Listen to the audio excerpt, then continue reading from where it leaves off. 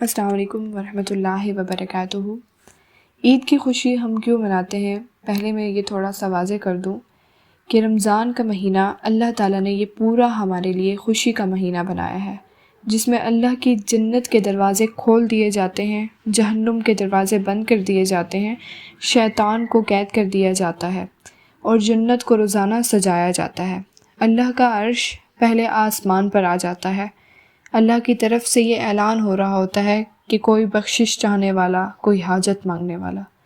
ایک فرض 70 فرضوں کے برابر ہو جاتا ہے، ایک نفل فرض کے برابر ہو جاتا ہے، اور نفل اور فرض کا اتنا بڑا فرق ہے کہ قیامت تک 2 رکعت نفل پڑھتا رہے کوئی انسان تو فرض رکعت کے ایک سجدے کے برابر نہیں، اور اس میں جو مر جاتے ہیں اہل ایمان، ان کا حساب نہیں ہوتا، ان کی قبر میں منکر نکیر نہیں آتے، اللہ تعالیٰ ان کو معاف فرما دیتا ہے۔ اس طرح 29 دن رات تک یہ سلسلہ چلتا ہے، اور آخری رات پھر اللہ تعالیٰ اعلان فرماتے ہیں کہ میرے بندوں نے رات کو قیام کیا، یعنی تراویح کی نماز پڑھی، دن میں روزہ رکھا، تو میں نے اس پر ان سب کی بخشش فرما دی۔ تو اس خوشی میں ہم سب مل کر اللہ کے بارگاہ میں شکرانے کے مل کر 2 نفل ادا کرتے ہیں اور اللہ کا شکر ادا کرتے ہیں کہ یا اللہ تیرا شکر ہے کہ تو نے ہمارے گناہوں کو معاف فرمایا اور جہنم کو ہم پر حرام کیا اور جنت کو ہم پر واجب کیا۔ اصل تو عید کی خوشی کی یہ وجہ ہے۔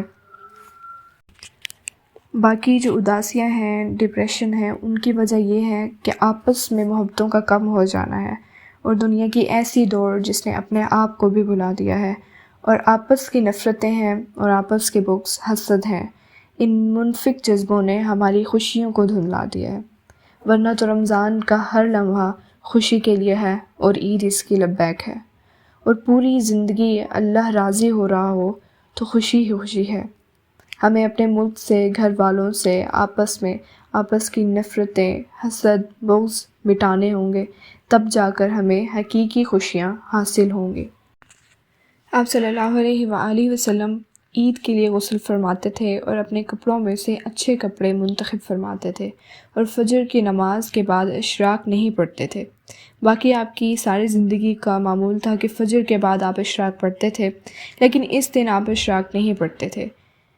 پہلے غسل فرما کے پھر کچھ میٹھی چیز کھا کے، کھجور ہی عام طور پر ہوتی تھی، کھجور کھا کے آپ عید گاہ کی طرف تشریف لے جاتے تھے، اور پہلے نماز پڑھاتے تھے اور پھر خطبہ ہوتا تھا، اور اس کے بعد جس راستے سے آپ جاتے تھے اس راستے کو چھوڑ کر پھر دوسرے راستے سے واپس آتے تھے، اور وفود سے ملاقات کرتے تھے، سرداروں سے، صحابہ سے ملاقات کرتے تھے۔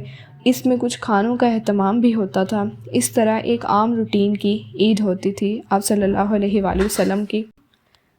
ملاقاتیں کرنا، کھانوں میں جانا اور اچھے کپڑے پہننا اور سب کو خوشی سے ملنا، یہ عید الفطر پر آپ کا یہ معمول تھا۔